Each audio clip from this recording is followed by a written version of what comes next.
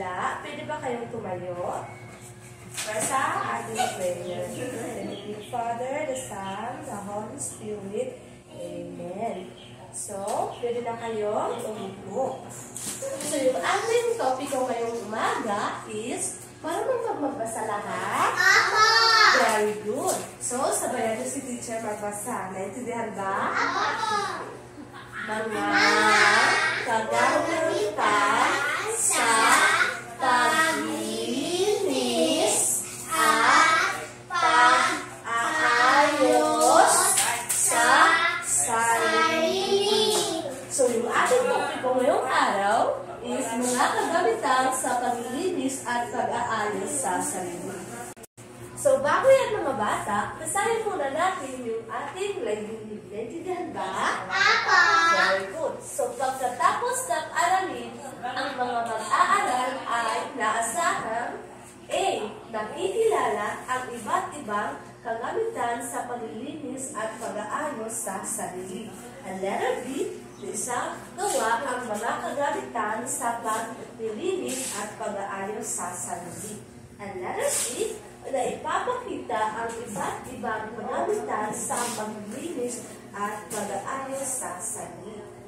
So, dito, makikita nyo kung ano yung nakagamitan na ginagamit sa pag-aayos at paglilinis sa sarili. Ito ay kagamitan para sa buhok. Ano nga ba yung mga kagamitan para sa buhok? Ito yung mga kagamitan para sa buhok. So, pwede ka bang tumayo para basahin mo yung kagamitan para sa buhok? Pwede bang basahin?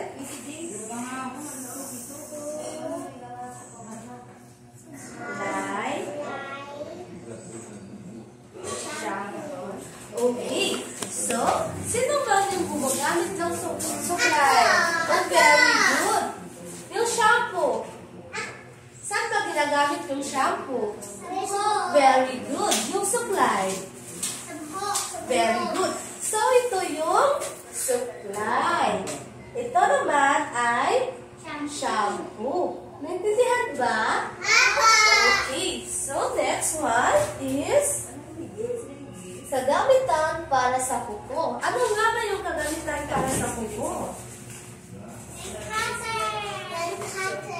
Very good. So, pwede ka bang tumayo? Binibining na kaping? Pwede mo bang basahin? Nail cutter. Very good. So, ito ay yung nail cutter. Ginagamit ito sa kuko, lalo na pag mataas or pag madumi. Naintindihan ba mga grade 3? Very good. So, yung pangatlo naman ay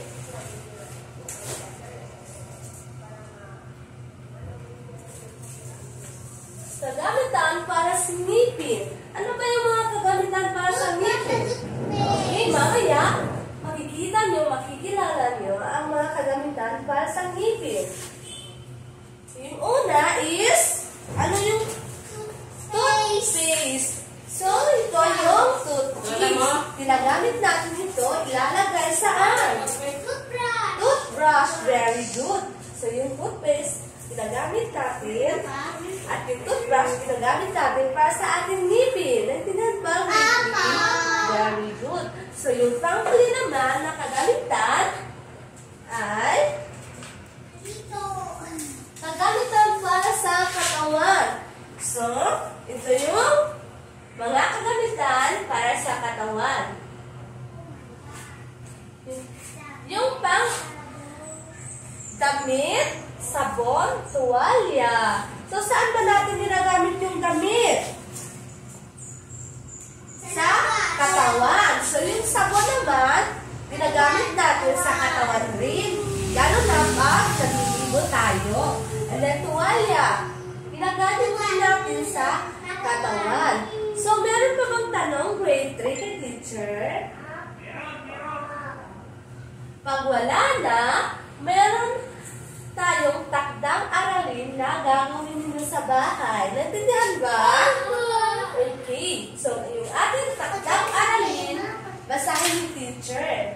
Sa iyong kwadernong gumuhit ng dalawang kagamitan sa paglilinis at pag-aayos sa sarili at ibahagi sa mga kaklase. So, gumuhit kayo sa inyong kwaderno na dalawang kagamitan sa paglilinis at pag-aayos sa inyong sarili at ibahagi nyo ito sa inyong kaklase. Naintindihan ba?